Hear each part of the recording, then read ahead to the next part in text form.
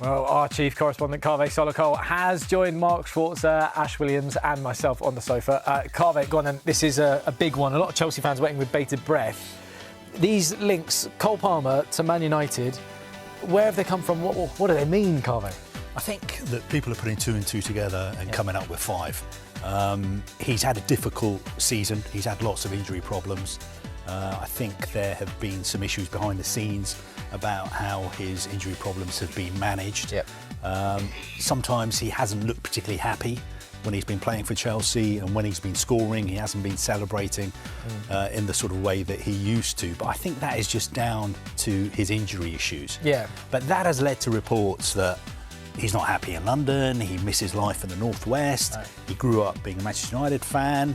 Of course, he spent a lot of time at the City Academy. Yeah. So I think that's where these stories come from. I think it's likely that one day he'll play for Manchester United. Wow. But I don't think it will be anytime soon. I was going to say, because what's Chelsea's stance on this from here in the room? I mean, if you speak to people at Chelsea, they just laugh it off. About this, there's an awful lot of noise around this. The fact of the matter is he has a long-term contract, 7.5 years left on his Chelsea contract. He's on a very good deal there in terms of his weekly wage. I can't see any way that Chelsea would let him go. But more to the point, Manchester United couldn't afford him right now, and they're not looking for any attacking options. Look, I'd be surprised if Manchester United did anything in terms of incomings in this transfer window. They've got a new strategy. They plan to do it transfer window by transfer window. The last window in the summer was when they went big. They spent over £280 million on attacking players. The focus next summer will be on central midfield players, defensive central midfield players. Well, that's not Cole Palmer.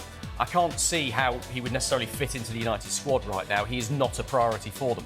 It's pretty clear that Cole Palmer's a Manchester United supporter. It's pretty clear that his family are.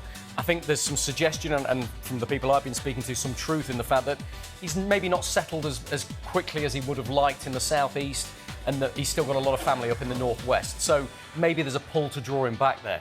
But there's a huge difference between that and that player leaving Chelsea to go to Manchester United. Chelsea wouldn't let him go. Manchester United don't want him right now, so it's almost irrelevant what Cole Palmer and his family might want at the moment. And maybe something in the future. Maybe Cole Palmer would like to go to Old Trafford in the future. Maybe United might go for him in the future, but I don't see anything imminent there. United are focused on other areas of the squad, plain and simple. They're not going to let him go, are they? Look, I think behind closed doors, privately, Chelsea will be laughing off these reports because Cole Palmer is 22. He was player of the tournament at the Club World Cup. He's had injury problems so far this season, which have prevented him from being at his best. But his contract at Chelsea means that he will be a Chelsea player until he's 30, and he's 22 at the moment. Now, can I see him playing for Manchester United one day? Yes, because he's a United fan. And I think if you were one of his close friends and you were talking to him, he would probably say to you, look, one day I would like to play for Manchester United.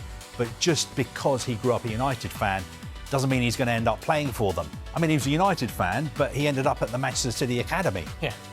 And he was working under Jason Wilcox, I think, who was the Academy director, who's now the director of football at Manchester United.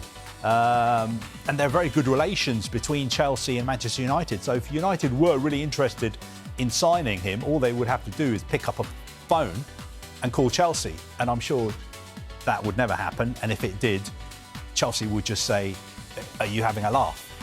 This is not going to happen. I think his profile in the game at the moment, how much would it cost to sign him? 150, 200 million pounds. United don't have that kind of money, and at the moment, they don't need him. Also, as well, I just wonder what Chelsea fans make of this.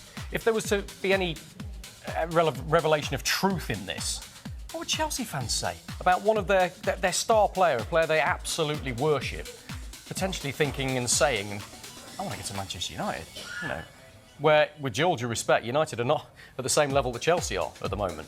So, look, I think it's tittle-tattle. I think there's maybe some words being said behind the scenes about what may happen in the future. We have to update also on more about Chelsea, because there are movements not only for Rodgers, not only in several positions, because Chelsea are busy with several things over the recent days, but On Chelsea, we have to mention also Maxence Lacroix.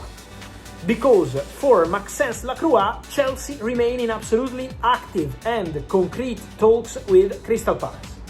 All parties involved are talking, the ownership, the agents of the player. I'm told that reports over the weekend about Arsenal getting involved at the moment are not true. If Arsenal will jump into it, I will let you know, but at the moment the player is fully focused on Chelsea. The player is open on joining Chelsea. The player would be keen on Chelsea move, and the deal is now in the hands of the two clubs, Chelsea and Crystal Palace, about the transfer fee, about the price. But Maxence Lacroix is a key target for Chelsea, and the conversation is underway to try reach an agreement as soon as possible. So Chelsea working hard on this one. Then guys, I wanted to mention more regarding also the situation of Manchester United. On Manchester United, we have to involve, as part of our conversation today, a couple of things. The first one, Crescencio Somerville, in this moment, as I told you yesterday, completely cold. Roma are in negotiations to sign him, with already 3 bids submitted to Aston Villa, so Roma are going all in for Crescencio Somerville. And Manchester United are cold. Why Manchester United are cold? Because Manchester United, until they have Marcus Rashford at the club, they keep maintaining the current structure up front. Then, if at some point during the summer transfer window Rashford goes elsewhere, I will keep you posted. I will let you know, and in that case, there is open doors at Manchester United to welcome one more player on the wing. At the same time, Manchester United are not completely closing doors to the possibility of Marcus Rashford staying at the club, because Rashford will start the preseason at Manchester United. Marcus Rashford is really looking forward to the opportunity to work with Michael Carrick. Michael Carrick is looking forward to this. I'm told that Carrick is really excited about the opportunity to work with Rashford and to try to change and revive his Manchester United career. So Rashford and United will give a chance to each other.